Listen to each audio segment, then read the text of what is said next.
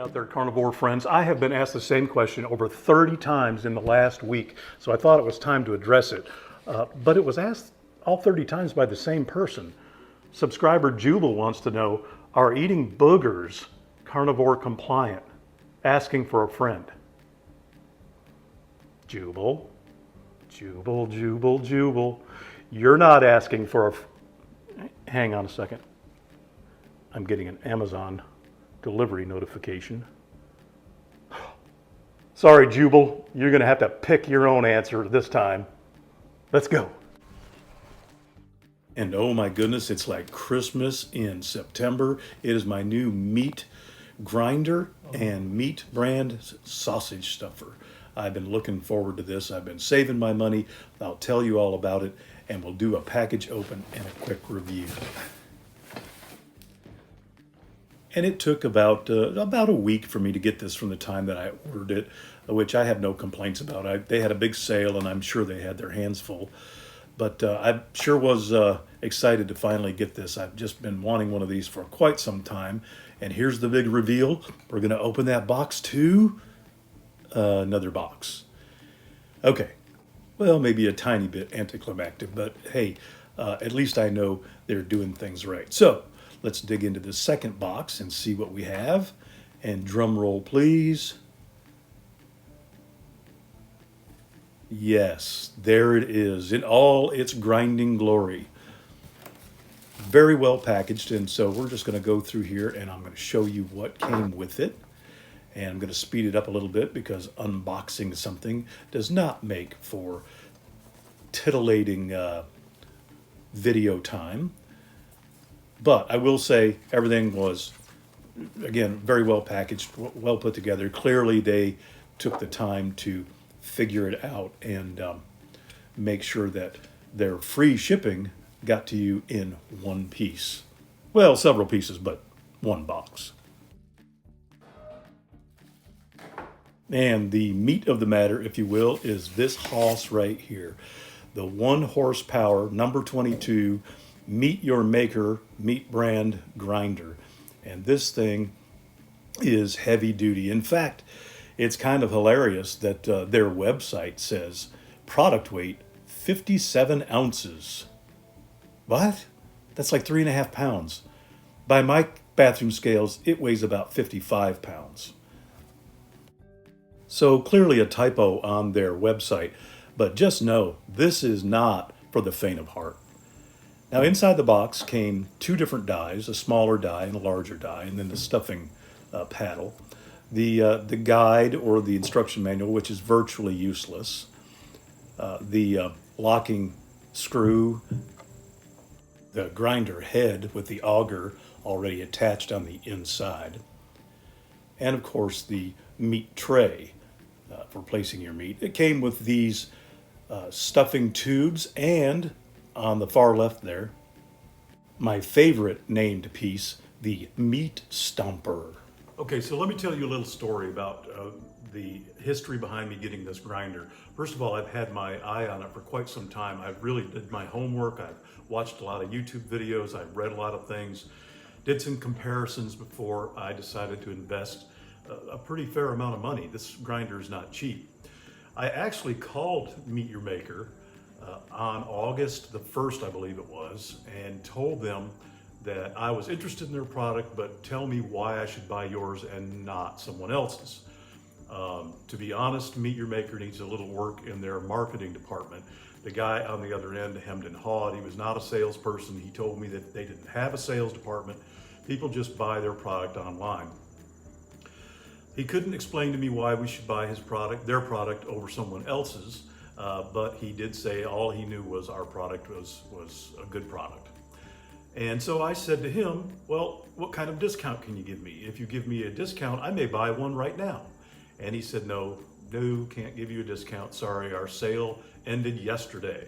So I missed a sale, the summer sale, by 1 day, which was 10% off. And so I reiterated, if you'll give me 10% off, I'll give you a credit card right now. Sorry, can't do that. You'll have to wait until the next time we have a sale. That was disappointing at first.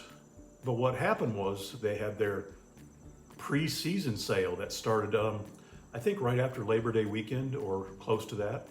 And if you spent X amount of money, you got 10% off, and X amount of money, you got 20% off, and X amount of money, you got, I think, 25% off. The more you spent, the more you got off. In the end, I ended up getting 20% off, which afforded me the ability to not only get the grinder, but to get the stuffer, which I needed to get a new stuffer. And I was not intending to get the Meat Your Maker brand stuffer. I was going to get something else. But because of the big discount with spending that much money, I was able to get both for a few dollars less than I would have just spent on the grinder at regular price. So if you're a manufacturing company out there and somebody asks for a discount, you may want to give it a little bit more thought, or you may end up giving them double the discount down the road. Here is some meat. Now, what good is a grinder if you're not going to use it to grind meat? And so it's time to get the first grind going. I have this chuck roast that I got on sale at the Food Line, or as my granddaughter calls it, the Foot Line. Not sure where that came from. And I'm just going to cut it up into kind of big size pieces because I'm used to having to cut mine up into tiny ones for my previous grinder. And I want to test this and see how it works. Now to this, I'm going to add a roast from the hind quarter of a white-tailed deer, give it a little spank because that's, appropriate. And I'm going to cut that up and include this into my grind. And in the end, it'll end up being about 50% venison and 50% beef, give or take. Because it's so lean, I'm going to add about 6 ounces of beef fat to make sure I have the appropriate fat to venison ratio. Finally, these were marketed as some country style beef ribs. I think they're probably just cut up pieces of chuck roast, but it was also on sale. So I'm going to toss that all in there for a total of about 5.5 pounds of meat. And I'm going to stick it in the freezer just for a little bit so that it doesn't get too warm during the grinding process. And what a luxury to be able to use a great big bowl like this. I've had to use a sheet pan in the past because my other grinder was so small. And I'm going to put everything together, put that larger die in there for a larger diameter die, and screw on the cap, put the grinder head in, and tighten down the setting screw. And then there's our meat tray and meat stomper. And it's time to go ahead and grind this. Now, I was going to do this real time, but that's kind of boring. I will just go ahead and tell you that it took about 2 minutes to grind this. And that was not because the grinder needed 2 minutes. That's because I couldn't feed it into the grinder fast enough. This is rated at 11 to 14 pounds per minute. Based on what I saw and felt and heard, I don't think there's any question in my mind this could handle 11 to 14 pounds per minute if you could shovel it in there fast enough. I could probably shovel that much food in my mouth that fast, but I couldn't get it in this grinder that fast. All in all, it worked out great. I couldn't be more pleased. It's much quieter than the previous grinder I had, which I actually had to use hearing protection earmuffs when I used it because it was so loud. And this one, very manageable, could carry on a conversation while doing this, and it did a very fine grind. In the end, I did grind this a second time because that's the texture that we like, and I ended up making some beautiful venison beef burgers and several pounds of really, really tasty breakfast sausage. Now, my previous grinder, as I mentioned, was this little grinder, 350 watts, a Kurt Kitchener, and I've had it for 9 years. It has done a great job. I paid like $100 for it. Couldn't be any happier with the grinder, but it was time to move up given the way I do things now.